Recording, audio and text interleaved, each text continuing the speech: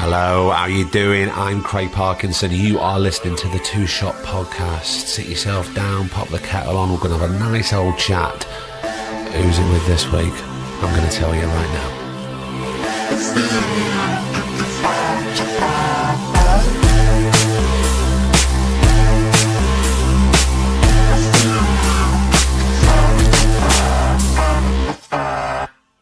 How the devil are you? Everything good? Good week? What? How are you, Craig? Well, that's very nice of you to ask, I'll tell you. I've got the hay fever. It's a bit annoying me, and the antihistamines haven't quite kicked in yet, so forgive. I'm feeling a bit delirious. But I didn't feel delirious when we went to London to get the kettle on with Vinette Robinson. It was a beautiful day, and she's a beautiful person. It's a lovely, sunny, positive episode, and I think you're really going to enjoy it. But also, thank you for being here, and thanks for the messages about Adrian Dunbar's episode last week. I know that people have been asking for it for a long time. And as with all these things, it's just a matter of timing and making dates work. But look, we're grateful that he came on, and it was a beauty, wasn't it? Fantastic. Now, we went to London to meet Vinette Robinson. Now, you're going to know Vinette. Back in the day, she was in Sherlock on the BBC. Also on the BBC, she was joined by past Two Shot Pod guest Greg McHugh. Try saying that after a few pints. On the fantastic The A Word, which she's brilliant in, and she's a brilliant person, and it was lovely to spend some time with her, which is what you're going to do right now. I will see you at the end, and we can talk about who the next 2 weeks of episodes are going to be. Bit of a treat. Enjoy this. This is episode 47 of the Two Shot Podcast with Vinette Robinson. I'll see you at the end.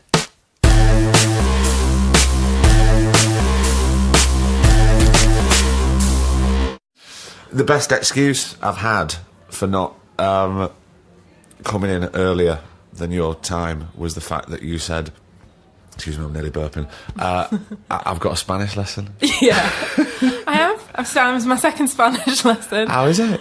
Good, yeah. Yeah, it's good. I've always wanted to do it. It's one of those things where, I said I wanted to learn a language, and then you're out of work, and then you go, I've got no money, and I just thought, balls, I'm going to do it.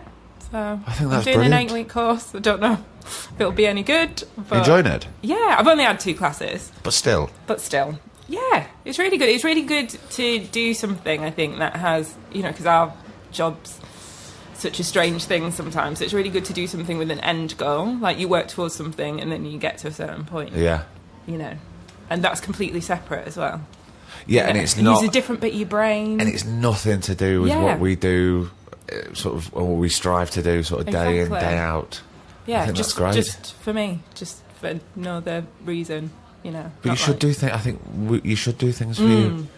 No, absolutely, it makes you a more rounded person. And also keeps you healthy. Yeah. In every aspect. Yeah, no, absolutely, because you can become too focused on it, and then that way madness lies. Exactly. We've all been there. We've all gone through that phase. We'll all be there again. Exactly, at some point. cyclical. But yeah, I do think it's really good to try and have some kind of balance. It's just so easy to get caught up in it, in what we do, and it is important, but it's not everything. It's not the world. Look, you want to pay the mortgage and you want to put food on the table, but and enjoy what you do and be good at what you do, but yeah, there's more to life. It's not life or death. Yeah, exactly. But you're learning Spanish? I'm learning Spanish. I can say about 2 phrases, but yeah, I'm learning It's your Spanish. second. Don't give yourself a hard time. Don't judge yourself. It's your second one. Exactly. Bit by bit. Vinette, tell me about growing up. Growing up? Where was it? Bradford. Bradford. In Yorkshire, yes. I grew up on a council estate in Bradford with my mum and my brother. Always saw my dad, but he didn't live with us from being about 7. But you had a good relationship there? He was always in and out? Yeah, always see my dad. Yeah. Dad's always been part of my life and my dad's family. But yeah, that was it, Very ordinary upbringing, really. It was a bit sort of left field that I ended up doing this, because it sort of came out of nowhere, really. Knowing my family does it, or even... It wasn't even one of those things that you would have been on your radar to think about. I just sort of got there by accident, really. But when did the accident happen? When did the accident happen? The unfortunate accident. In middle school, so when I was, 12 or something, in my English class, we were doing poetry, and my English teacher asked me and a mate to do a spoken word poem.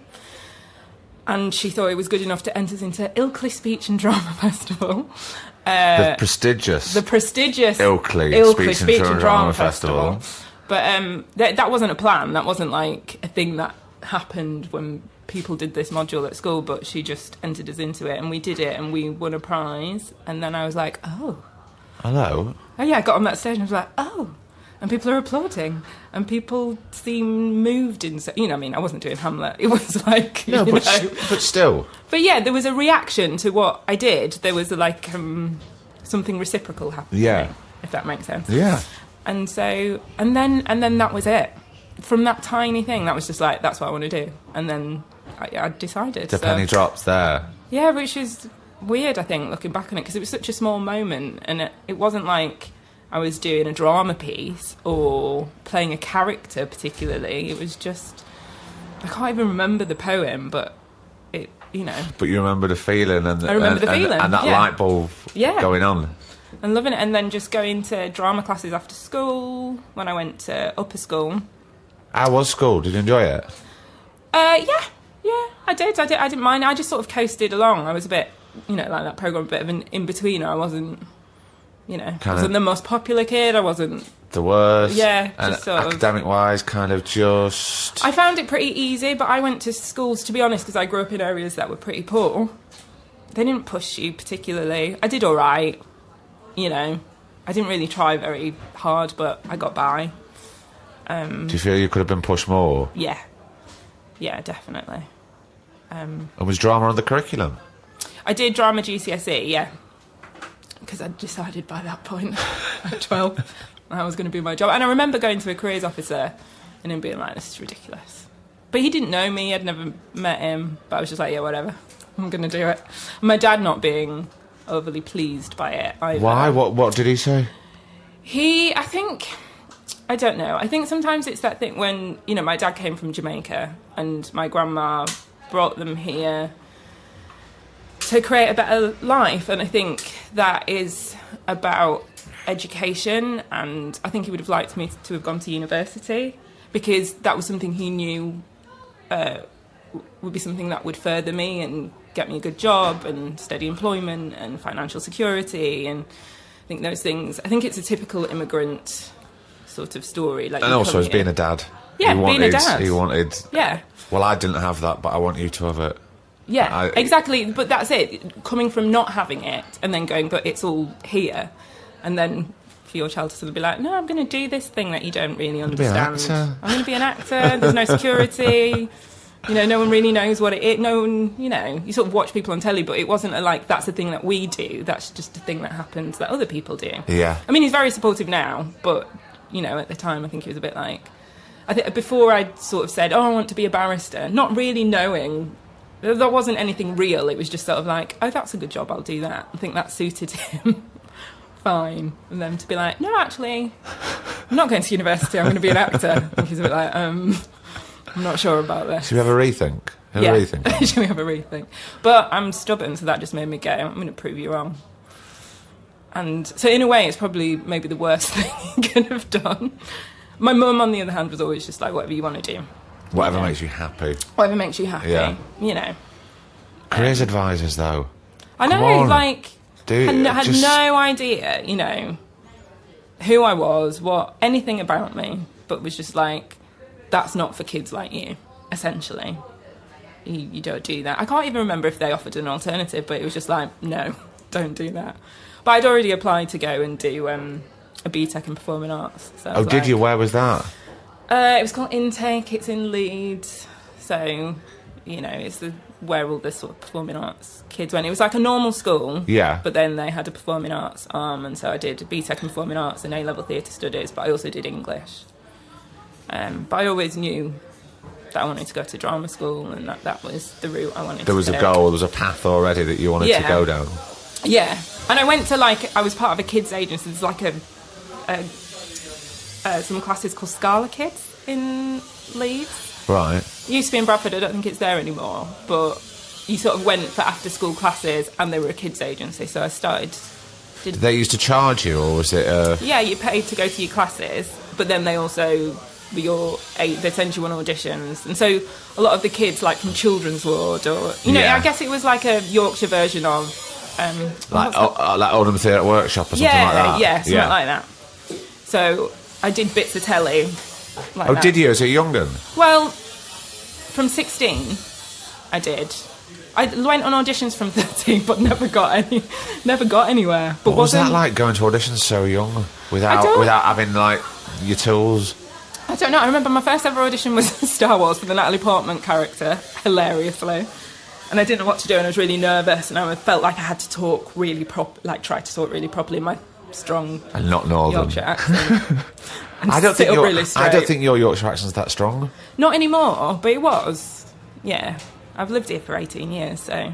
Yeah, I know. Well, it's sort of... I think whenever I go back to Blackpool, I sound really posh. Well, that's what they all... When you go home, that's what people say, isn't it? Oh, you've gone posh. And you're like, no. And then to people here, they're like, oh, God, you're really northern. I know, but sometimes when I'm doing the podcast and I've got, like, a northern on, I go really northern. Yeah, you do. Like when you talk to your mum at home or something. It's like we you go way both go back. really deep, really northern. But I've forgotten where... So we're talking about auditioning as a child.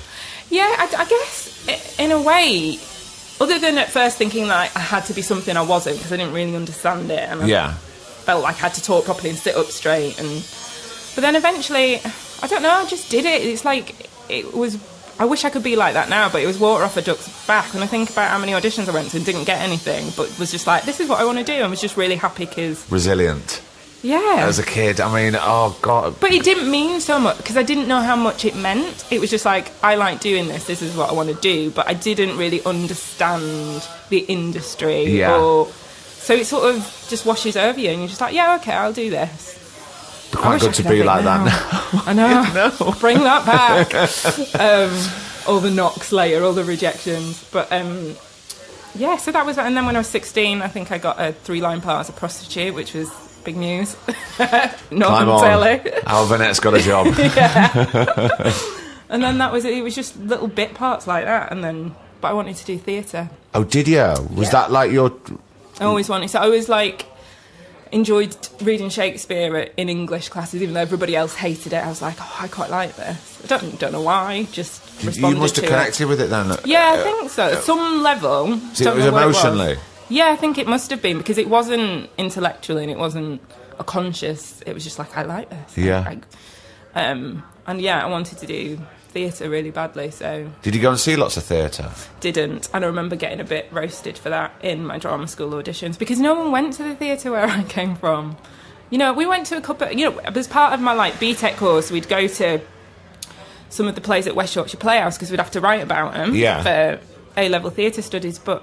It's not something people did, And if they did go see something, it'd be Joseph and his Technical Dream. I think that was the first. I was just about to say that. Like in Blackpool, right? You've got your Cats, and you've got your Joseph and his Technical Dream. Philip Schofields on this week. That was the first person I saw in Joseph and his Technical Dream. That was my first show. It was really good. I really enjoyed it. But I remember getting swept up in the music. I can't sing there, so that could never be my route. So.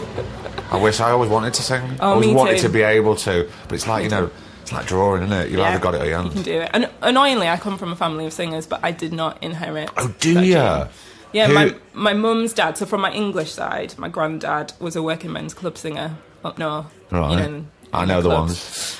And so all my aunties and uncles, you grew up singing in the clubs, but my mum didn't inherit the singing gene either, so she didn't do it, and I didn't inherit it. So, but I could really do being able to sing in my job, but no. Maybe that'll pass on to future generations. Yeah, maybe. It seems to have bypassed our whole generation. Me and my cousins, there's one cousin who can sing, all the rest of us are rubbish. And how was the end of the BTEC? Was it a 2 or a 3?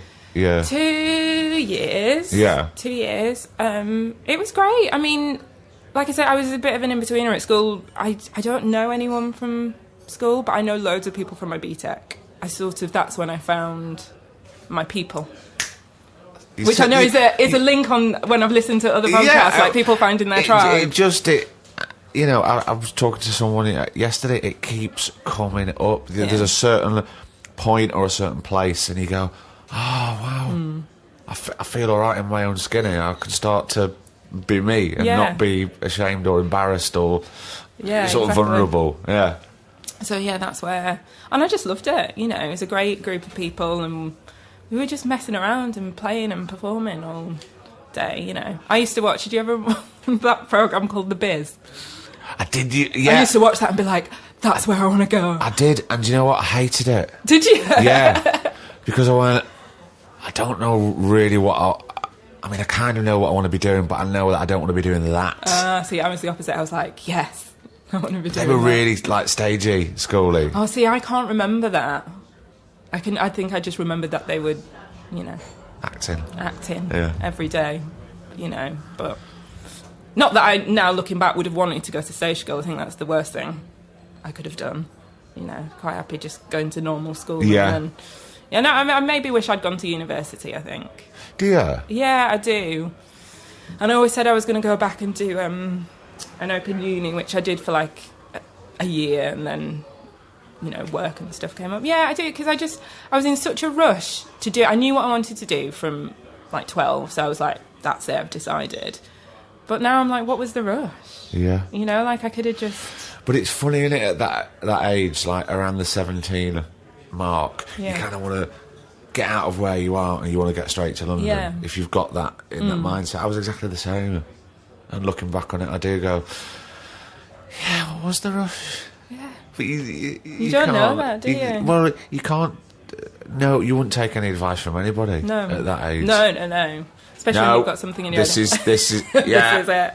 Do you want a year out? No, this is what I'm doing. We're going down on the National Express. Oh God, so many trips on the National Express from Bradford to London. Yeah. You know, there and back in a day, you know. That's a long journey. It used to be a very long journey, didn't it, years ago? But, you know, just was happy to do it because that's what I wanted to do. But, yeah, and then when you go to drama school and you meet loads of people who have been to university and you sort of... I don't know. I mean, I know lots of actors have got imposter syndrome, but, you know, I definitely have it. You know, and suddenly you around all these really middle-class educated people. And how did you feel? How did that make you feel? I was very nervous when I started drama school. And where was drama school? I went to Weber. Right. And I had an amazing year, and a lot of them are still my very close friends, but I was always the last up to do exercises. I was just terrified. And Rupert Gould was the sort of director of our first term, and I've worked with him since, but that's one thing he says he remembers, that I was just terrified. And I think he took it for like couldn't be bothered. Right. But it wasn't. I was just... You know, and probably vulnerable. Yeah, you know. And how funny that it manifested itself to Rupert that don't care. Yeah, I know. Well, I guess, but that's it. Is you come across loads of people who are just eager and up and like, I'll do it. Get, you know, that can be quite full on though. I remember when I first started going, I don't. Yeah. I'm not. Like, I can't do that. Yeah, no, me neither. I mean, I've got better at it, but yeah, I always sort of want to. We're always learning, Vinette. Yeah, always. Yeah, always. It's a journey. But yeah, no, it was. But you know, and then I loved my time at drama school as well. You know, the people that I met, and then that was the real sort of opening out of finding my people, I guess. You know, all the different people that you meet and the different backgrounds, people that I would have been too intimidated to approach before from different backgrounds, and who you probably you might not even have been friends with. Yeah, but because exactly. you're in that situation, you're thrust together. It's like when you start a job in it, and you've got to forge those relationships so quickly. Yeah, always first day at school, always. That doesn't change, does it? No, it doesn't change for me anyway. No, it doesn't. Me either. Yeah, you've done. Some people just seem. I think everybody's the same, but some people just have a better game face than others that just dive in there. Yeah. And that you know, positivity and confidence. Yeah. I'm always the one, like, if you like a press nights, I hate press nights. Like... Oh, oh yeah. Don't like I'm always in the nights. corner with my people around, with people I know. And I'm not the one going, oh, hi, nice to meet you. What? I can't do it. Then you have that dream before the press night that you walk on stage and you go... No words come out. Oh, you're naked. Or... I've never had the naked one. Haven't you? No. God. It's the constant mouth open, nothing coming out. Other people staring at you, going, is he going to speak? Is he going to speak? Yeah. God. The classic actor's dream. Yeah. But, yeah. And how was it leaving? How did you feel after... Because it was 3 years. 3 years, yeah. So did you feel kind of quite well equipped to be going out into the big wide world? I am never a person. I guess I must have done to a certain level, but I'm not that confident at being like, yes, I'm great. I'm always like, oh, I'm not sure. I mean, but I do it for a living, so I also know that I don't want to be totally disingenuous and be like, I can't do this, because obviously I do it and I work. But I don't know if I would ever come out and be like, yes, I'm totally prepared for this. I just sort of go, here we go, let's give it a go. Yeah. Do you know what I mean? Strap in. Yeah. See how it goes. Jump on, it'll be fine, Yeah. I hope. Or it won't be, but I'll just give it a go. I'll just try my best. And it's never as bad as you think it's going to be. It's all, you know, they're like, can I do this? Because there's that classic thing, isn't there, of you get a job, it's amazing for the first 10 minutes, and then you're like, oh shit, now I've got to do it. Can I do it? Oh God, I can't do it. What am I going to do? They're going to find out I can't do it. And then you... Exciting though. Yeah. Well, yeah, and also I always want to be in that place rather than like, oh God, I can do this with my eyes shut, because then you're not learning. Yeah, otherwise you're not being challenged. Exactly. So, but no, leaving drama school was good. You know, it was, the whole agent thing was fine, so I know that can be a bit of a nightmare for people, and I got my first job quite quickly. And then it was, you know, the average. Sometimes you're in work, sometimes you're not in work, sometimes you've got loads of auditions, sometimes you don't. But generally good, you know. And because you seem a very content person. yeah, You don't I guess. seem jaded at all. No, well, okay. No, I am pretty content. It's a balance, isn't it? It's like you were saying before, you go through the cycles. Sometimes you'll be obsessed and stressed about it, and other times you can be pretty sanguine about it. But, you know, I've just been through a period where I've probably auditioned more than I ever have, and I haven't got anything. So sometimes you're a bit like, oh, this is a lot of energy to put out. But also saying that, I have done 2 really lovely jobs at the start of the year, so it's not like I've been completely unemployed, but I just mean you can put out so much energy and then nothing comes back, and sometimes that can get a bit like, I don't know, I'm still working out how you fill that tank up, do you know what I mean? Like if you... Yeah, it's a tricky one, isn't it? Yeah. How do you deal with that, though?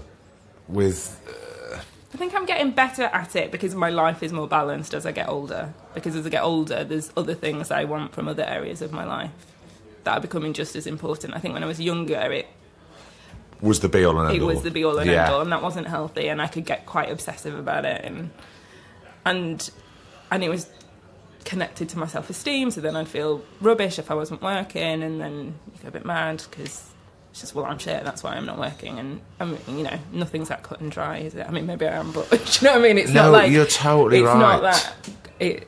So I don't know. I guess I'm still, but hence the Spanish class. I was going to say hence that's why I'm not always so good at not working, because then I like a purpose. I like having something to do, and I've got a lot of working class guilt about not working. So if I'm just like sat at home waiting for an audition, I'm like, I should be working. Why aren't I working? I'm not doing anything. I'm wasting my time.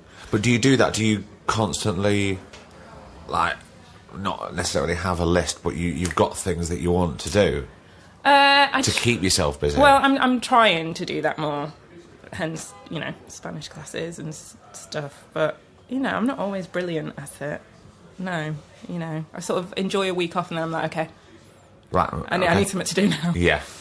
And I really envy people who can write or have something creative that they do that fulfills them, because I think it's really important to have an outlet. Yeah, and to be in charge of your own creativity and not to let it rest on a yes, no, or someone else giving you permission to do it, which I think can be quite easy as an actor to the sort control of give of that somebody away. else. Yeah.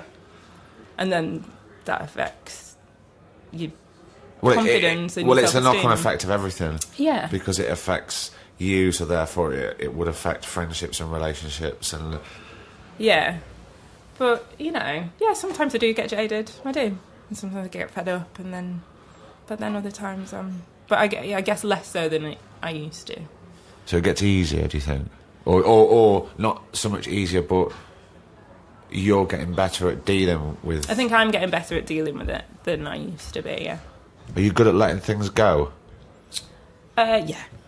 I think so. I think you have to be, otherwise... I think I've had to learn to be, otherwise you go mad. Yeah.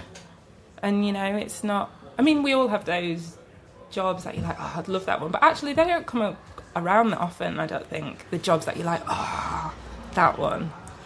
You know, one. The real sort of emotional kind of ones. But yeah, you know, someone else had something I didn't. It doesn't mean it was... It's not the end of the world. Yeah, you know, it's... You've got to learn to be, I think, in this business. But that's... I remember really early on, an older, well-known actress telling me that we were doing... I had a really small part in a film, but she was the lead in this film, but she said, I think it was like my second job or something, and she was like, it's the business of acting that's hard, it's the life of acting that's hard. Doing the job is hard, but it's the ups and downs. And she was saying, you know, sometimes I'm out of work and I just sit there and get fed up. And she's like, it's managing that's the work. That is hard, though, and she's right. Yeah. She really is right. I've got another older actress friend. I'm lucky to have older actors who can give me a bit of perspective. And she's like, you've just got to live your life. You got to book your holiday. You got to travel. You got to... And I didn't always do that, but now I do. And if I get a job, I've taped when I'm away and flown back, or sometimes I don't. But I don't want to waste my life waiting. But it is sometimes about putting things into perspective, isn't it? Yeah. And going, well, look now, I've booked that holiday. So I'm going. And we're going. Yeah. And there'll be another job. And it'll come, something else will come Yeah. around. Yeah, I know. I've spoken to a few people who go, well, I can't really take a holiday at that point because just in case I can't. We all want control from our careers, and it's really hard because we're at the beck and call and mercy of someone's thumbs up or thumbs down. Yeah. But to gain a little sense of control, it's, the power of saying no is a really big deal. Yeah. And sometimes it's the only thing we can do. Yeah, exactly. It's the only thing you've got control over. So, but do you ever think of stopping it all? Not seriously. I mean, You flirt with it? Yeah. And I've done that. I've got to give up. I mean, I need to find some, But if I'm honest with myself, I don't think I ever will. I mean, who knows? I mean, no one knows where life's going to take you, but at this moment in time, I can't see me stopping it. I love it. I love... And it fulfills you? Yeah. Yeah, it does. I can't think what else to do. And also the sort of... all the experiences I've had and the people I've met. The places you've been, probably, the places I've been, it's opened up my world in a massive way than if I'd have just stayed, I don't know, and done whatever in Bradford. And there's nothing wrong with that, but for me, I think I wanted... No, but it sounds like you knew very early on that it was... I didn't want to go to drama school, I want to go to London, I want to be an actor. So I knew I was getting out from if you've got that drive, then no one's going to stop you. And I couldn't wait to get out. I knew I was coming to London, and that's what I wanted. I've got aunts here, so we used to come in the summer, and London was always a place I wanted to come. They just seemed more. I don't know if as a kid I knew what that was, but I knew there was something. I knew there was the enormity of London. Yeah. So that was it. And it's exciting. It is, yeah. It is. Not that Bradford isn't exciting, don't get me wrong. I've got a soft spot for Bradford. Well, I come from there, so I mean, I love going home to visit my family, but it's not a place I could ever move back to. No, I mean, I don't think that about Blackpool either. That you could ever move back there? No. No. No. Well, and also you make your life somewhere else, don't you? And yeah, and I think, not so much now, but I think earlier on I would have thought, I feel like it's a step back now, because you've gone to the big city, you've done your stuff, and I'm going to go back home now. Yeah. And I think I would have felt like I failed. Would you yeah, have felt I understand that? what you mean. Do you know what I mean? Yeah, I don't think. And obviously, I just the way it would feel. Yeah, but yeah, I don't know. There's not much there for me in terms of I don't know what I do there. You know, I just I've been away a long time, but I just did a job at home and that was lovely. Oh, was it? Yeah, stayed at my mum's, saw my family, and that was great. But you know, so it's nice going back, and there's a real sense of. Because I remember finding London hard. Like no one talked to you. Everyone, you go in the shop and everyone would be, you know. But then I very quickly adapted. And you know, it's not personal. It's just the way it is. People are busy. They've got things to do. I've become one of those annoying Londoners that I used to hate when I first came. Have you? Yeah. It's like I've got stuff to do. But you're really friendly and really warm. Yeah. Not that all Londoners are not friendly and warm. That is a disclaimer. I do like Londoners, I promise. But yeah, I don't know. It's just a different pace of life, isn't it? But yeah, and I suppose a different mindset as well, a little bit, because you know, people don't walk down the street and go, "Morning, all right." Yeah, exactly. It just doesn't happen. I mean, you can try it, and they'll probably look at you like, "What do you want? Are you going to kill me?" I haven't got any money. Yeah, exactly. All right. Okay. Vinette, thank you so much. You seem in a good place. Thank you. Thanks for coming on. Thanks. What did I tell you? How lovely is Vinette? Vinette, if you're listening, thank you so much for spending some time with us on a weekday afternoon in Soho and having a natter. It's always appreciated. I hope you're very well, and I hope that you, the listener, enjoyed that. Now, next week and the week after, so what are we at, about 47? So episode 48 is going to be spending time with the fantastic Tom Bennett. You'll know Tom, most recently from Phone Shop, on all sorts of stuff. He's worked with Christopher Guest, and he is a joy. I think you're going to enjoy that. Now, episode 49, we managed to catch, before he jetted off to LA, as he always does, to sit down and spend quite a bit of time with the one and only Jimmy Akingbola, and trust me, you're not going to want to miss that. It's a beauty. And then it leads us up to our first year birthday. Can you believe we've been going a year? I'm going to tell you more about that in a couple of weeks, but there's some quite special things happening. So look, until then, you take care, and I'll see you next week for episode 48 with Mr. Tom Bennett. Until then, I've been Craig Parkinson, he's been producer Griff, and this has been the Two Shot Podcast. I'm going to go and see if it's time for some more antihistamines. You take care. I'll see you next week. Bye. The Two Shot Podcast is presented by me, Craig Parkinson, recorded and produced by Thomas Griffin for Splicing Block. Our brilliant music is courtesy of Then Thickens. Cheers.